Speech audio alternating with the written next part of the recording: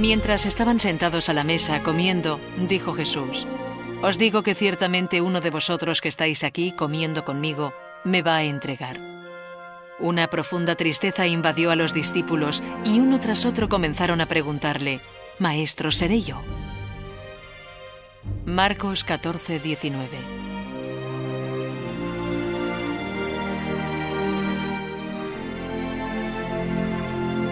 Hace cerca de 2000 años, en la ciudad de Jerusalén, 12 hombres y un profeta se reunieron para celebrar la fiesta judía de la Pascua.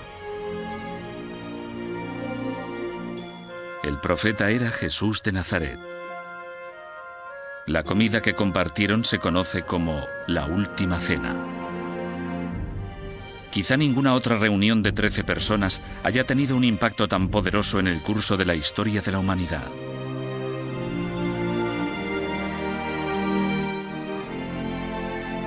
¿Conocemos el lugar en que tuvo lugar la Última Cena?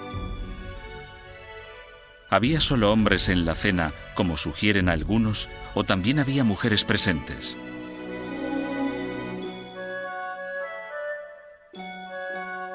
¿Es posible que la imagen más famosa del mundo de la Última Cena, pintada por Leonardo da Vinci, sea tan imprecisa?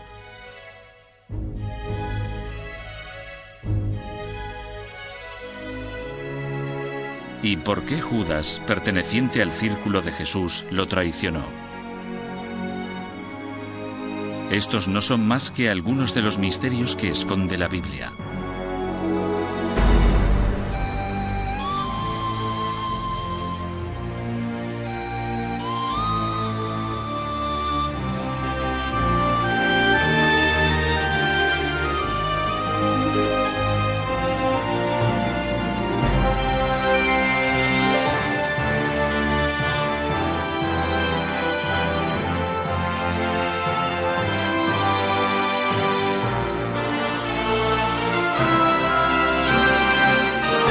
Misterios de la Biblia.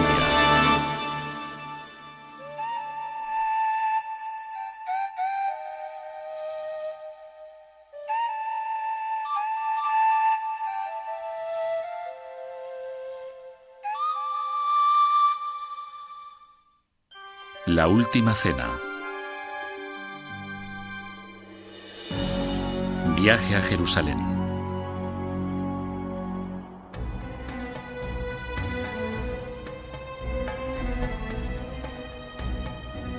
Hace unos 2000 años, en la primavera de un año tumultuoso, judíos de todos los rincones de Israel peregrinaron a la ciudad santa de Jerusalén para celebrar la fiesta llamada Pascua.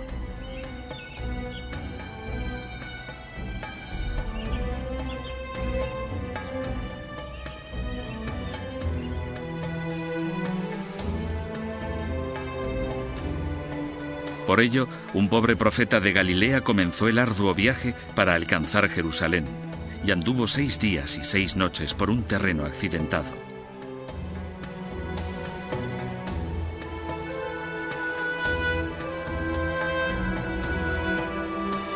Su nombre era Jesús de Nazaret.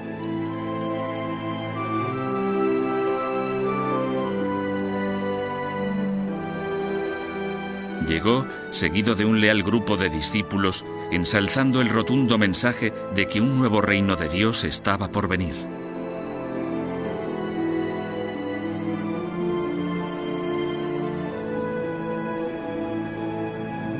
Quizá nunca se entiendan del todo los trascendentales acontecimientos de la última semana de Jesús hasta la Última Cena, ya que no existen relatos de testigos oculares.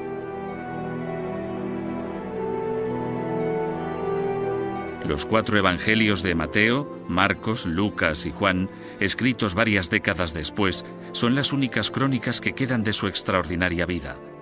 Dejan muchos misterios desconcertantes.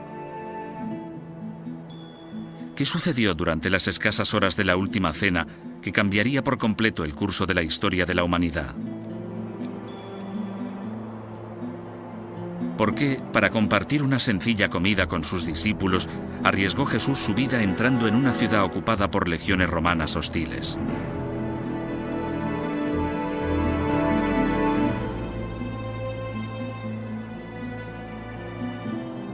Jerusalén, Jerusalén, que matas a los profetas y apedreas a los que Dios te envía. Mateo 23:37.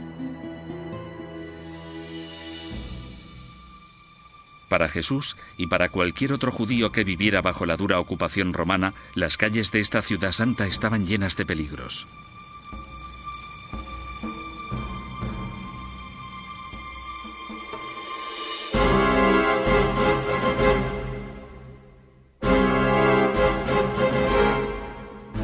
Durante el mandato de Julio César, el poderoso Imperio Romano había extendido su poder por todo el Mediterráneo para dominar Oriente Próximo y la antigua Palestina.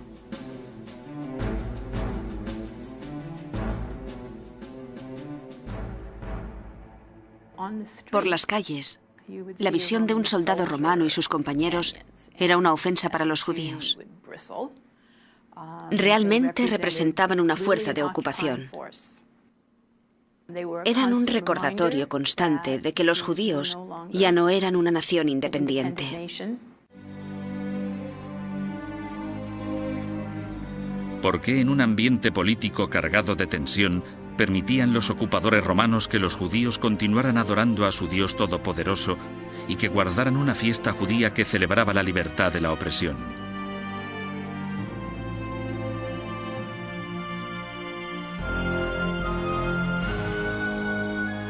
Acordaos de este día, en el que con gran poder el Señor os ha sacado de Egipto, donde vivíais como esclavos. Éxodo 13:3.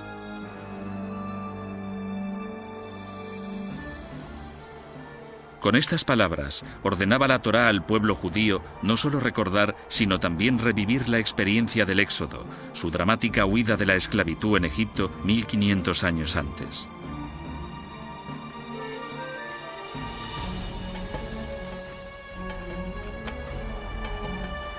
Liderados por Moisés por el desierto del Sinaí, miles de esclavos hebreos habían llegado a Palestina, la tierra prometida y de la libertad.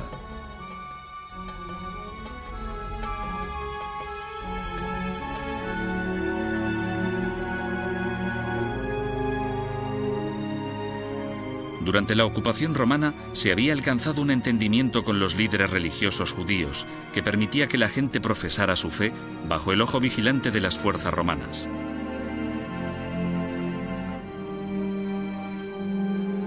Pero tanto para romanos como para judíos, la semana de la Pascua era una época volátil, peligrosa y amenazante.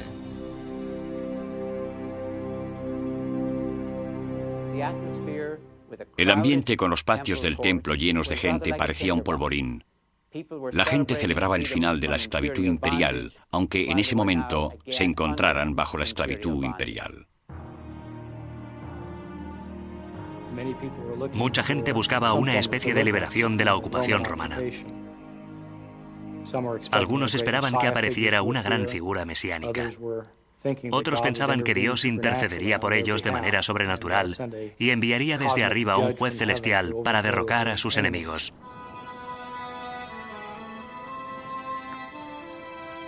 Poco después de su llegada a Jerusalén, Jesús visita el Santo Templo, el centro de la vida religiosa judía. Aquí lleva a cabo su primer acto revolucionario.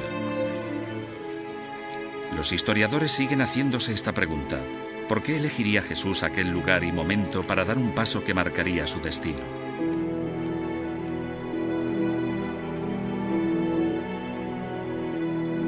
Entró Jesús al templo y comenzó a expulsar a los que allí estaban vendiendo y comprando. Volcó las mesas de los cambistas y comenzó a enseñar a la gente. Dicen las Escrituras: mi casa será casa de oración para todas las naciones. Pero vosotros la habéis convertido en una cueva de ladrones. Marcos 11:15.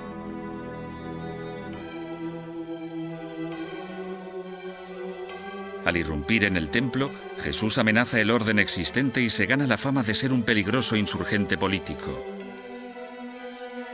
¿Qué motivaba sus acciones? ¿Por qué se enfrentó Jesús deliberadamente a las autoridades más poderosas de la tierra? Lo que hizo Jesús fue destruir simbólicamente el templo. Es como alguien que en los años 60 entra en una oficina de reclutamiento estadounidense y vuelca las cartas de reclutamiento. En realidad, con esto no destruye el Pentágono. Es un acto simbólico, destruirlo ritualmente, por así decirlo. ¿Pudo prever Jesús que con este acto de desafío estaba poniendo en peligro su propia vida?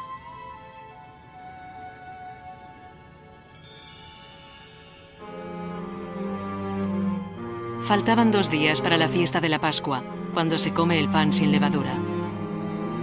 Los sumos sacerdotes y escribas de la ley buscaban la manera de apresar a Jesús por medio de algún engaño y matarlo, pues algunos decían: no durante la fiesta, para que no se alborote la gente. Marcos 14:2. Mientras Jesús se prepara para la fiesta de la Pascua, otros traman una oscura conspiración.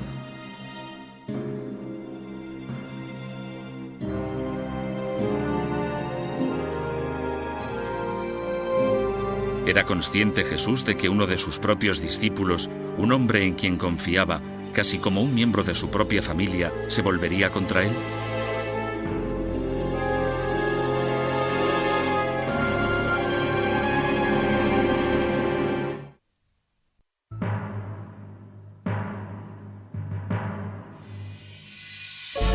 Una premonición letal.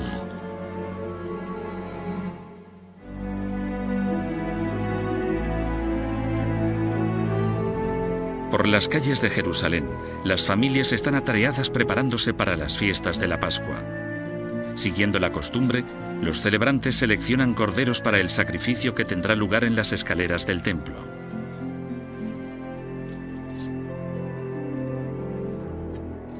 En medio de este acontecimiento santo, un pequeño grupo de conspiradores trama su conjura. A los eruditos les ha fascinado el tentador interrogante: ¿previó Jesús su propia muerte?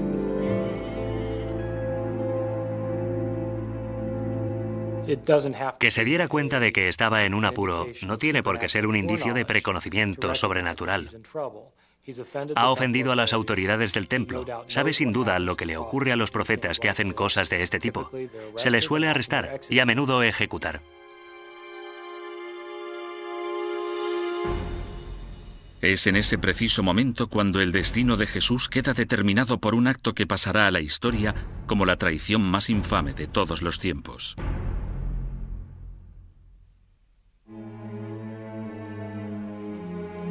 Entonces, Judas Iscariote, uno de los 12 discípulos, acudió a los sumos sacerdotes para entregarles a Jesús.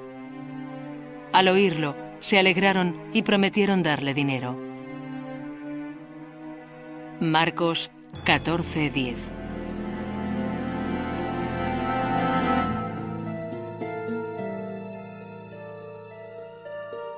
¿Por qué acudió Judas ante las autoridades? Los motivos de la traición de Judas han desconcertado durante mucho tiempo a los historiadores. Si algo hay misterioso en la última cena, muy bien puede ser el papel de Judas. ¿Quién es? ¿De dónde proviene? Realmente sabemos muy poco. Mientras que el Nuevo Testamento indica que Judas entrega a Jesús por 30 monedas de plata, los historiadores se han cuestionado este motivo por lo escaso de la ganancia económica.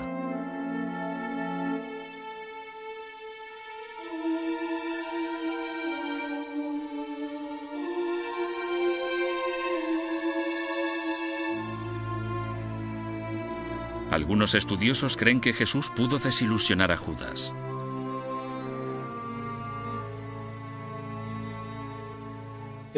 Es posible que Judas pensara que Jesús era el Mesías judío que la tradición esperaba, que tomaría la espada, sublevaría a las tropas y expulsaría a los romanos de la tierra. Al no suceder esto, Judas se enfadó y, debido a la frustración y al rencor, entregó a Jesús a las autoridades. Aunque las autoridades del templo tienen pruebas incriminatorias contra Jesús, sorprendentemente no le detienen. En su lugar, esperan la hora propicia, aguardando la oportunidad adecuada.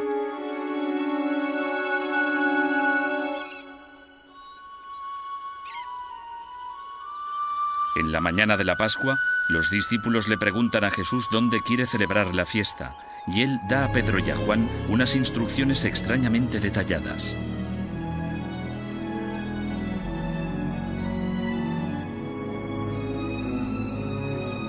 Id a la ciudad. Allí encontraréis a un hombre que lleva un cántaro de agua. Seguidle, y al amo de la casa en donde entre le decís: pregunta al maestro, ¿cuál es la sala en la que he de comer con mis discípulos la cena de Pascua? Y él os mostrará en el piso alto una habitación grande. Marcos 14:12.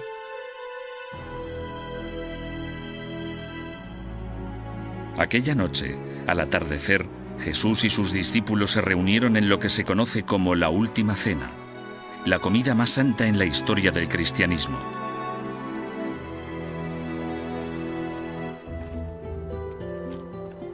Durante unos 2000 años, los historiadores han intentado resolver el misterio de dónde tuvo lugar exactamente aquella cena.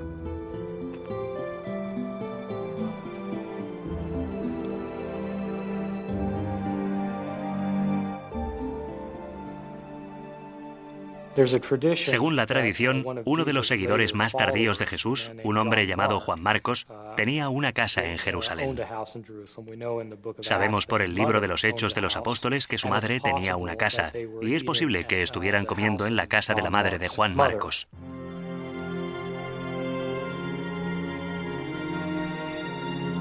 Los arqueólogos han excavado y escudriñado las antiquísimas calles de Jerusalén con la esperanza de encontrar pruebas de que esta casa existió.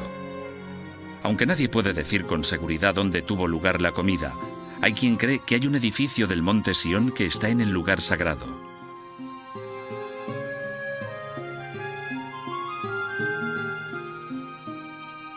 El edificio gótico que se alza en este lugar data del siglo XII, pero antiguamente había otra vivienda en este terreno. ¿Puede que fuera el lugar en el que Jesús y sus seguidores se reunieran para su última comida?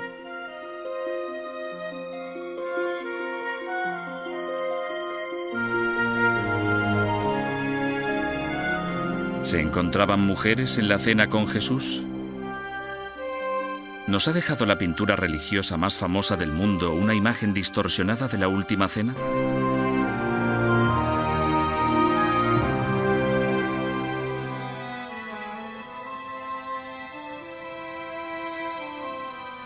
En algún lugar de las sinuosas calles de la Jerusalén antigua, Jesús y sus discípulos se reunieron para celebrar la cena más trascendental de la historia.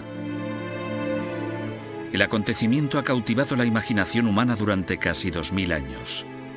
Todavía hoy, los estudiosos siguen intentando reconstruir lo que realmente sucedió en aquella sala.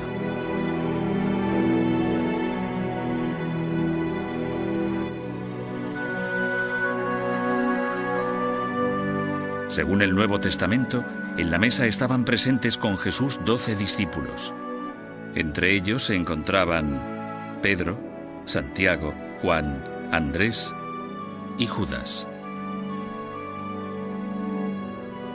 Para estas personas, compartir la comida había desempeñado durante mucho tiempo una función sorprendentemente importante en su idea de objetivo común. Jesús, a lo largo de su ministerio, comía con sus discípulos y con los demás. Compartía la mesa, lo que era un acontecimiento significativo. En el mundo antiguo, compartir una comida con una persona indicaba un nivel de igualdad, un darse al otro. No era solo cuestión de comer juntos.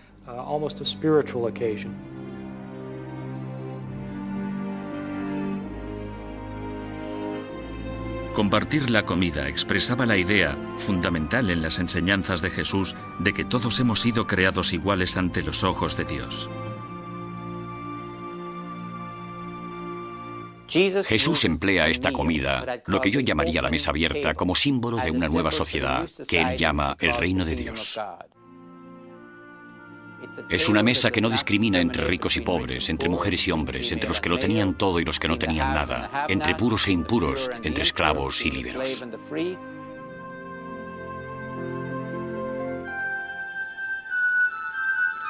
Para los judíos como Jesús y sus acompañantes, esa noche guardaba un profundo significado religioso, ya que se trataba de la comida de Pascua o Seder, que conmemoraba la liberación judía de la esclavitud en Egipto.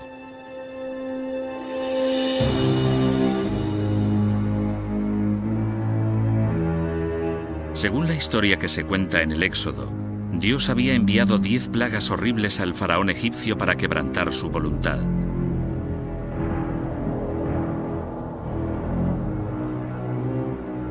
Durante la 10ª y más destructiva de las plagas, la matanza de los primogénitos de Egipto, Dios ordenó a los israelitas que marcaran sus puertas con sangre de cordero.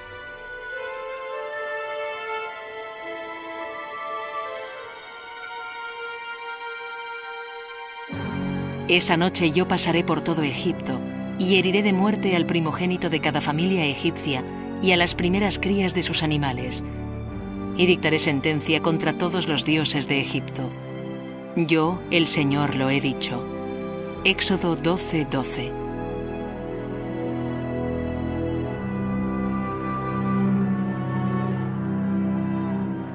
Fue aquella noche cuando las calles se llenaron del eco de los lamentos de las madres egipcias que lloraban a sus primogénitos, cuando el faraón accedió a dejar marchar a los israelitas.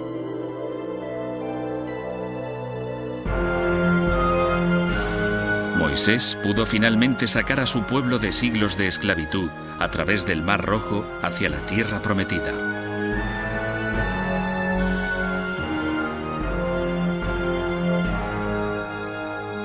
Por medio de este acto de redención, los judíos creían que Dios había restablecido un pacto con el pueblo de Israel.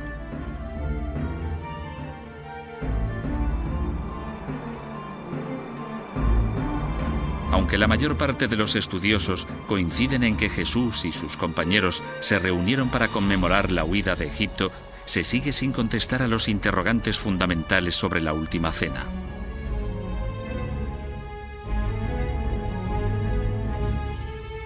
Durante cientos de años, nuestra visión de lo que realmente sucedió ha quedado modelada en gran medida por una sola obra de arte. Considerada por muchos la pintura religiosa más famosa del mundo, esta imagen pintada por Leonardo da Vinci a finales del siglo XV sigue honrando la pared de un monasterio de Milán.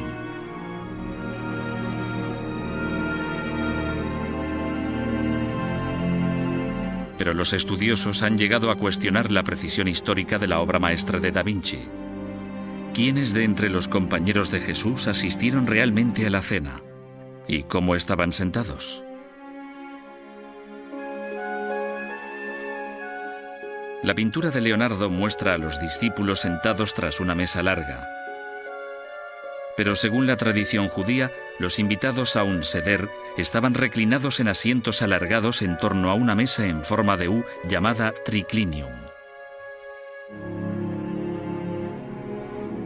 Y en cuanto a los presentes en la cena, Leonardo eligió retratar solo a discípulos varones. En un seder también habrían participado mujeres.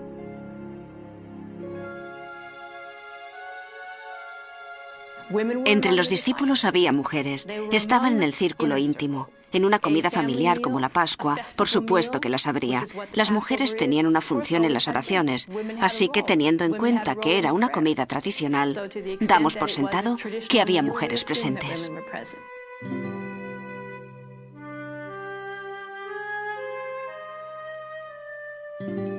¿Es posible que hubiera mujeres sentadas a la mesa con Jesús en la más santa de sus comidas?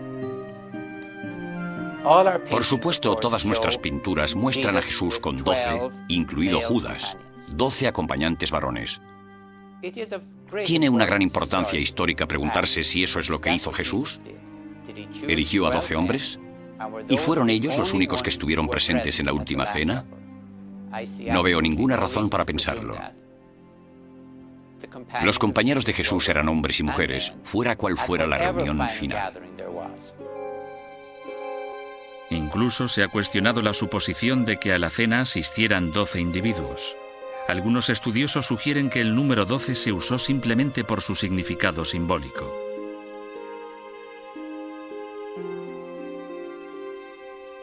El linaje del antiguo Israel se remontaba a las 12 tribus de Israel. Los 12 hijos de Jacob eran los jefes de las 12 tribus. Es posible entonces que el número 12 simbolice al nuevo pueblo de Dios que entrará en el reino cuando llegue.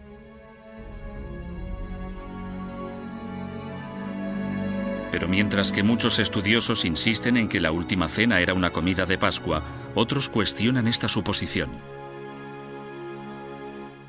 La verdad es que no creo que la última cena se celebrara en Pascua.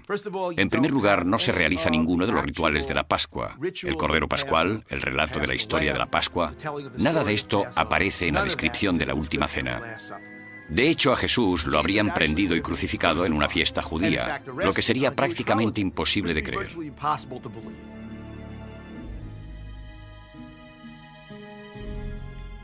Los propios evangelios no coinciden. Los relatos de Marcos, Mateo y Lucas sitúan la cena en Pascua. El Evangelio de Juan, sin embargo, lo sitúa en la noche anterior. Si se toma literalmente el relato de Juan, se sacrifica al propio Jesús en Pascua.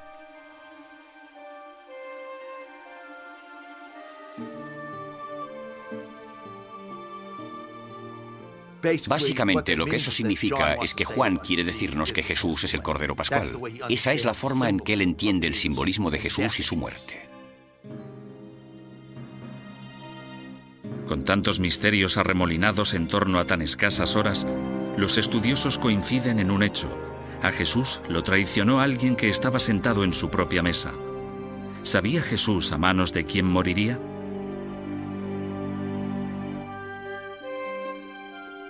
Nos acercamos a uno de los momentos más fascinantes del Nuevo Testamento. Jesús desvela al traidor que hay entre ellos.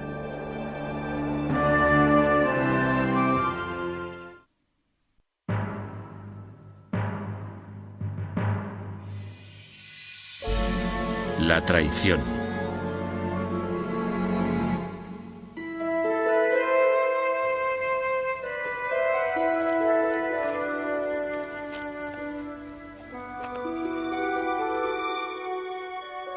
Para los compañeros que cenaron juntos en la última cena, quizá la comida más singular de la historia, el ambiente debió de estar teñido de tristeza.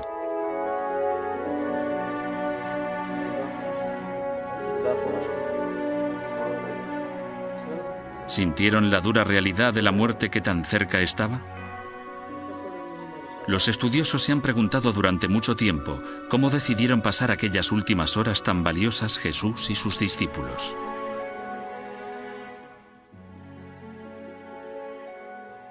Para mí, el mayor misterio sobre la última cena es lo que realmente ocurrió en ella. ¿Realmente les estaba diciendo Jesús a sus discípulos que era el Mesías, el Hijo de Dios? ¿Qué clase de lluvia de ideas para la siguiente fase del movimiento de Jesús tuvo lugar? Todas las motivaciones conflictivas, sueños y aspiraciones sobre lo que significaba ser judío. Me habría encantado estar allí. Si yo hubiera estado presente en la última reunión de Jesús, me habría sentido muy preocupado. Creo que de lo que hablaría la gente en tal situación, si tenían un mínimo de inteligencia, bien podría ser cómo salir de la ciudad lo más rápido posible. Jesús no solo previó su propia muerte violenta, sino que además pronto iba a descubrir algo aún más espantoso.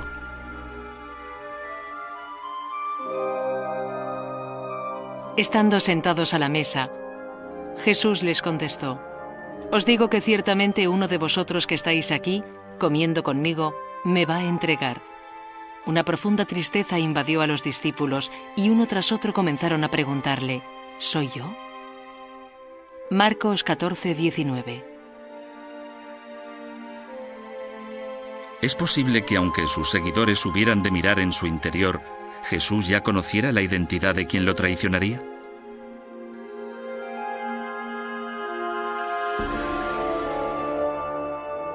Ay de aquel por quien el Hijo del Hombre es entregado. Mejor le habría sido no haber nacido. Mateo 26:24. En tiempos de Jesús, un acto de entrega como el que realizó Judas se podría haber castigado con mucha dureza. El delito de Judas es grave en lo que se refiere a la estructura social del siglo I, en la que la lealtad era el mayor valor y la traición de Judas desgarra el mismo tejido social. Se defendía a los miembros de la familia a muerte. Y lo que decía el movimiento de Jesús era: los lazos que tenemos son más fuertes que los lazos familiares.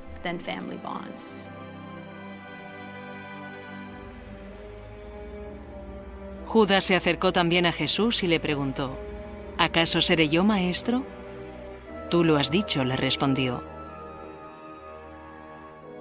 Mateo 26-25.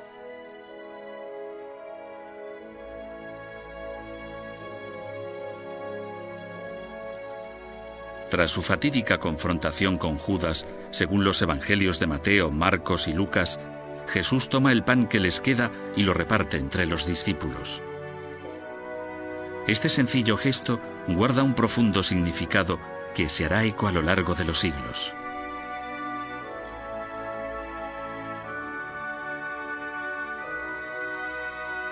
Este es mi cuerpo que será entregado por vosotros. Haced esto en conmemoración mía. Lucas 22:17.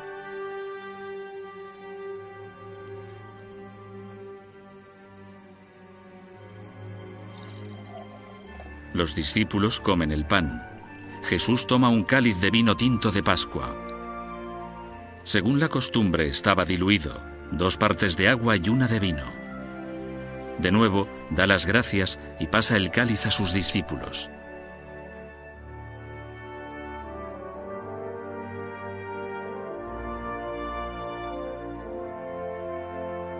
Tomad y bebed. Esta copa es el nuevo pacto confirmado con mi sangre. Lucas 22:20.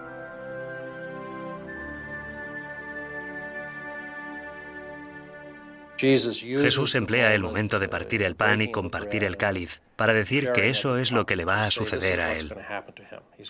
Va a dar su vida, su cuerpo, su sangre y su propia vida por muchos. Con estas pocas palabras, en las que se ofrecen simbólicamente el pan y el vino como el cuerpo y sangre de Jesús, nació el sacramento de la Santa Comunión.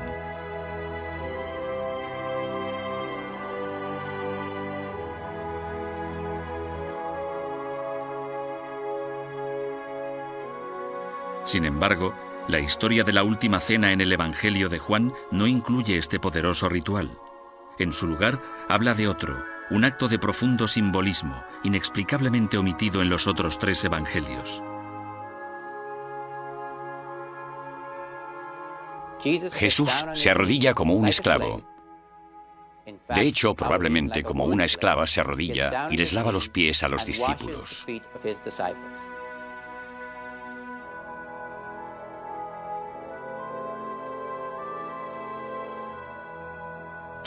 El hecho de que Jesús lave los pies, por un lado, es una especie de sumisión, pero aún más parece que simbólicamente pasa el liderazgo.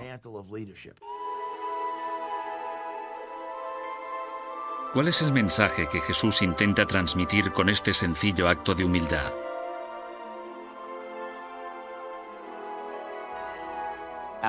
Y lo que dice Jesús: ¿queréis dirigir esta iglesia? Así lo haréis. Sois los siervos del pueblo de Dios. Y esto no es poesía. Significa arrodillarse y lavarle los pies a la gente.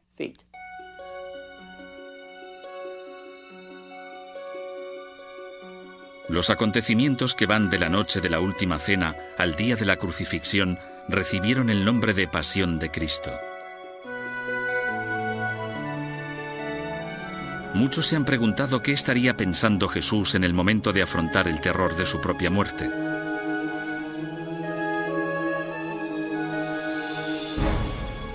Un beso fatídico cambiaría el curso de la historia de la humanidad.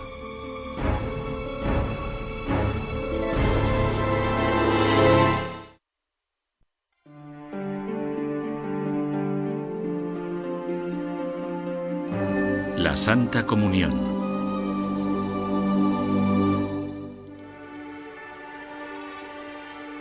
Cuando Jesús sale aquella noche primaveral, es consciente de que su muerte está próxima.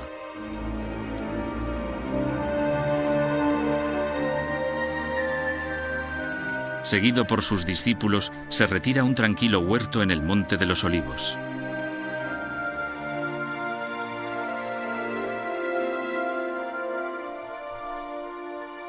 Luego fue Jesús con sus discípulos a un lugar llamado Getsemaní y les dijo: «Sentaos aquí, mientras yo voy más allá a orar». Mateo 26:36.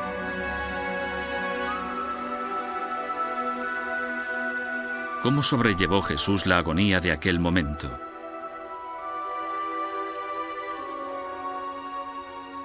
Separándose de sus discípulos, se arrodilla y hace frente a su temor.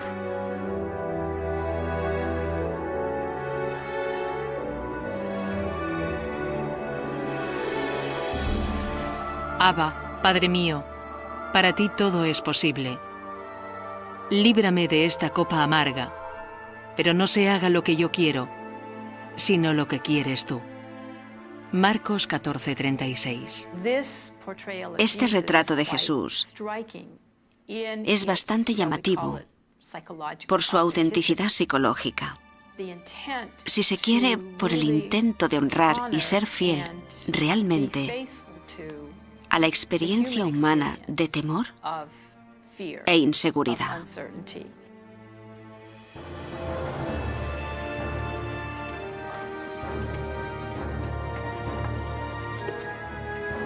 El sonido metálico de las armas romanas hace añicos la quietud de la noche.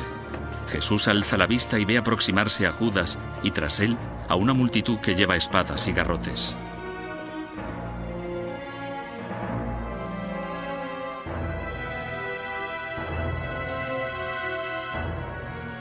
Así que se acercó a Jesús y le dijo: «Maestro», y le besó. Entonces echaron mano a Jesús y lo apresaron. Marcos 14:45.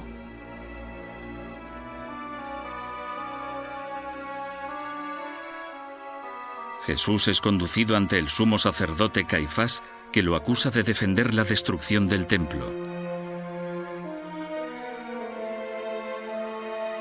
Caifás lo envía a Poncio Pilato, el gobernador romano. Será Poncio Pilato quien decida su destino.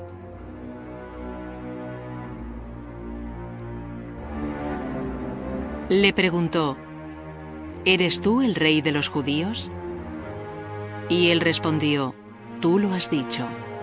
Mateo 27:11. Uno de los misterios que rodea a los últimos días de Jesús es que nunca proclama públicamente ser el rey de los judíos. Y aún así es arrestado, procesado y ejecutado por denominarse rey de los judíos.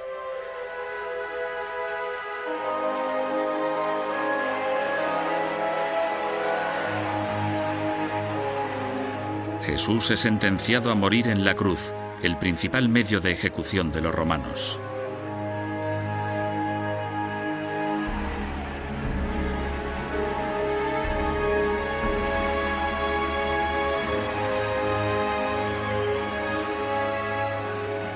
La muerte en la cruz era lenta y tortuosa.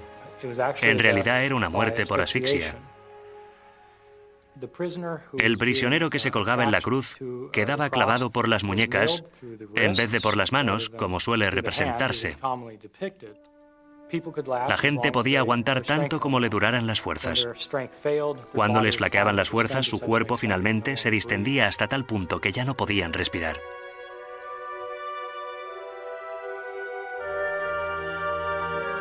Al desvelar los trágicos acontecimientos, los historiadores se han preguntado qué sucedió a las personas que compartieron la última cena con Jesús.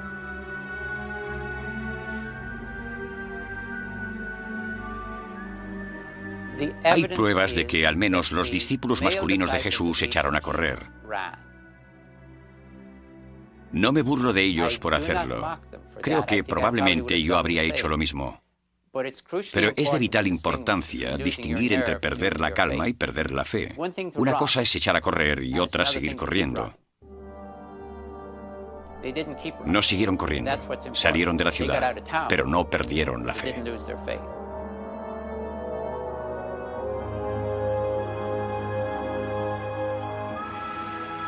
¿Y qué ocurrió con el 12º discípulo de Jesús? Según los relatos evangélicos, Judas muere por su propia mano. En la sociedad romana, el honor era el valor social más importante que podía tener un hombre.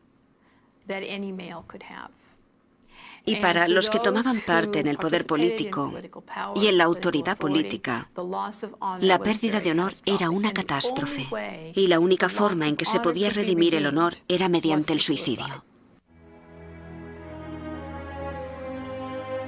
Tras la muerte de Jesús, el ritual de la última cena de compartir el pan y el vino lo continuarían sus seguidores en forma de sacramento sagrado.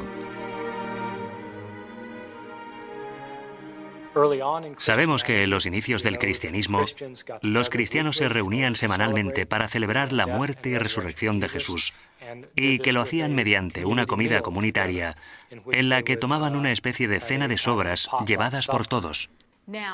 El significado primitivo de la última cena o de la comida eucarística era dar gracias. El propio nombre de la Eucaristía, Eucaristía, es la palabra griega que significa gracias. Y el pan que se bendecía se llamaba pan agradecido. Los historiadores saben ahora que los primeros lugares de culto cristianos eran las casas de conversos a la fe. Durante los 3 primeros siglos, las iglesias cristianas se reunían en iglesias situadas en casas, lo que significaba que estaban en el ámbito doméstico. Estaban en el ámbito que la sociedad romana asignaba a las mujeres y a la autoridad de la mujer.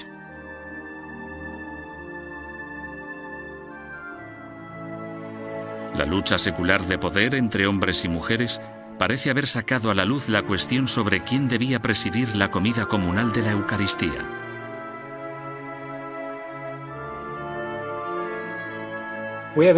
Tenemos indicios de que había hombres a los que molestaba bastante que las mujeres hicieran de sacerdotes en las iglesias en la época en que se escribieron los evangelios. Y sin duda hubo en marcha un movimiento para acallar a las mujeres en las iglesias a finales del siglo I. A finales del siglo III, se saca el culto del ámbito doméstico y se lleva a salas públicas de recepciones llamadas basílicas. Bajo el liderazgo de sacerdotes masculinos, desaparece la comida y los elementos del pan y el vino se convierten en el ritual central. A mediados del siglo III, la autoridad empieza a vincularse a la persona que preside esa comida eucarística. Y entonces, eso se convierte en una forma de separar al líder del resto de la gente.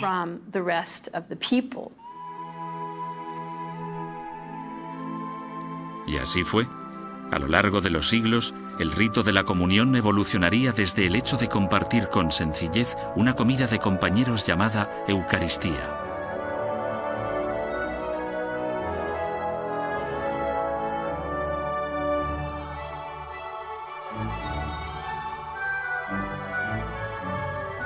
Pero por encima de todo, el mayor impacto que la última cena ha tenido en la vida de millones de personas ha sido la comprensión del nuevo pacto con Dios que proponía Jesús.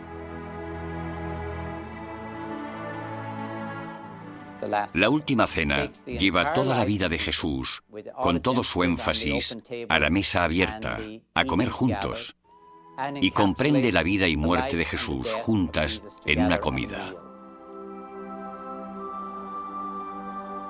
En el cristianismo, el derecho fundamental se basa en el alimento distribuido a todos por igual.